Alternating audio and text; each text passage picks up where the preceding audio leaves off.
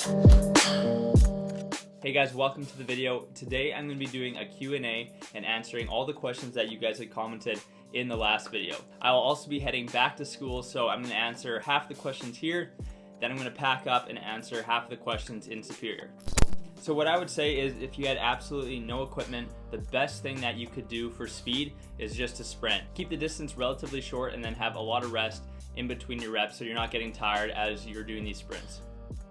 So for this question, I really am not 100% sure on every single rule, but just by talking to other guys like Pat Shea, he has mentioned when he looked into it that he was not allowed to monetize his channel. So as far as YouTube and making money from YouTube, that would be not allowed.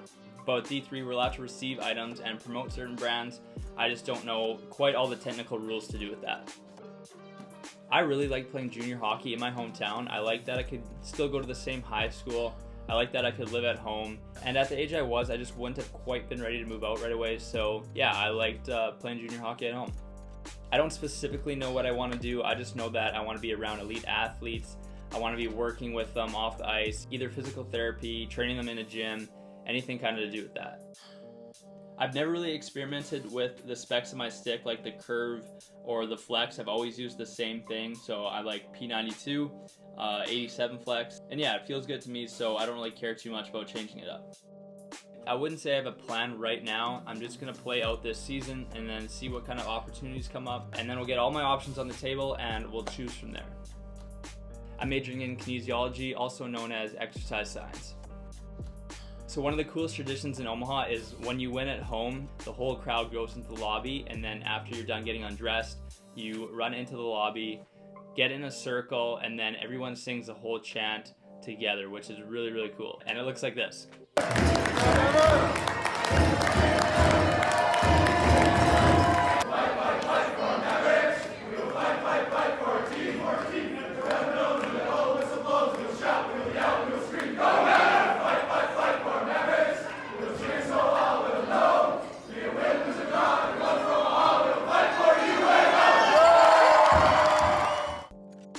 It does depend on the budget of the school, but for the most part, D3 will supply you with all the equipment.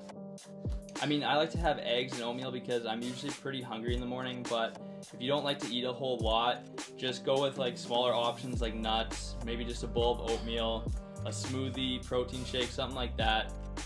So I had two offers, one from Omaha and then also one from Cornell, and obviously I chose the one from Omaha. Alright, so it's the halftime intermission now. I'm going to pack up my stuff, head to Superior, and then we'll continue the questions over there.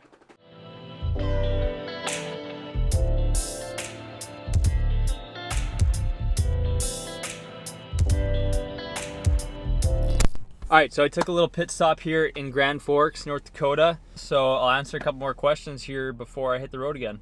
As far as I know, yes, I'll get another year of eligibility because of COVID. Whether I'll take that or not, I'm still not sure yet.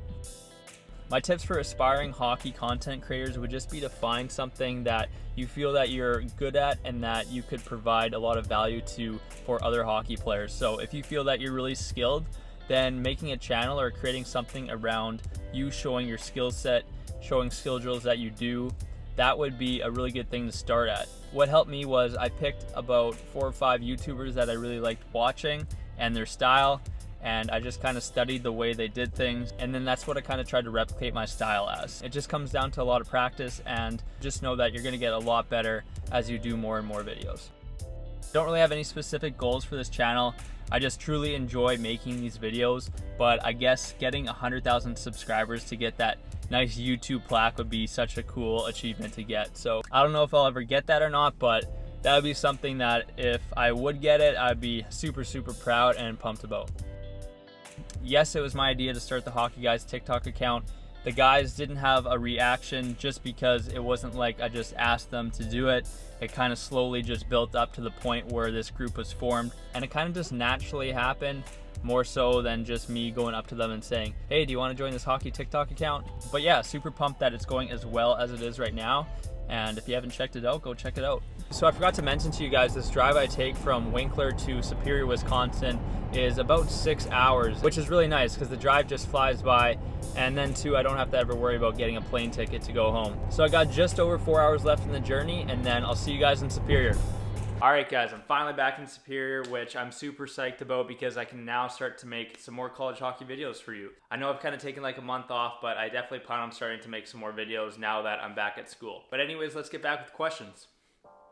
So for this one here, I pretty much have had 2 jersey numbers within the last like 8 years, which has been number 8 and now I am number 23. And with number 8, the only significance behind it was that that was my favorite number. And now when I switched teams and I came to Superior, that number was taken, so I just picked 23. And there's really no reason behind it. It was pretty much just the only number that was left. I still get this question a lot, and the reason is I got cut from my D1 team, so I went to D3. And the reason I chose D3 instead of like a U Sports team in Canada was pretty much because I had some very close friends that I had played with in juniors on this team in Superior. I also played in a really good conference, and I felt if I came here, it was gonna be really fun because we were gonna get the chance to win a lot of hockey games and potentially, win a championship as well. My favorite pregame meal is any kind of pasta with red sauce, chicken, salad too, and then maybe like a breadstick, something like that. I've taken a lot of different courses in university. I've taken chemistries, physics. Since I'm in exercise science, then I take a lot of like the anatomy and physiology classes as well. But overall, my favorite courses are definitely the anatomy ones. Have I gained or lost weight in quarantine? I've pretty much stayed the same. I probably lost a little bit of muscle, but overall it wasn't too bad. And now that I'm back here, I'm looking forward to getting to the gym again. I feel like for this question, everyone's gonna have like a little bit of a different answer just because it's different for everybody and it depends on which level you're making the jump to. For myself and going off the experience I had with it, every time I went to a higher level, I found out that it just takes time to adapt to it. You're not just gonna feel good right away at that speed because most likely the game's gonna be faster. The first couple weeks might be overwhelming, but after a while, you're gonna get used to that pace. So don't worry about it feeling a little bit weird at first, that's normal. Just know that it takes time for your mind to adjust and to think the game a little quicker. So for this question, I actually messaged one of my European teammates and asked him about it. He said that he's had friends before in Europe that went from their team in Europe straight to college, so you don't necessarily have to go to junior right away. What he said the scouting process looked like for that was either the coaches from the colleges in the US watch those games on TV or the agents will get in contact with those college coaches and set up a deal there. Alright guys, so that's it for the questions. I appreciate you asking me those. Like I said, there's gonna be some more videos coming soon. Thanks for watching. We'll see you then. Yeah, in my white tee. Yeah, call up Pike Williams for the hype, please.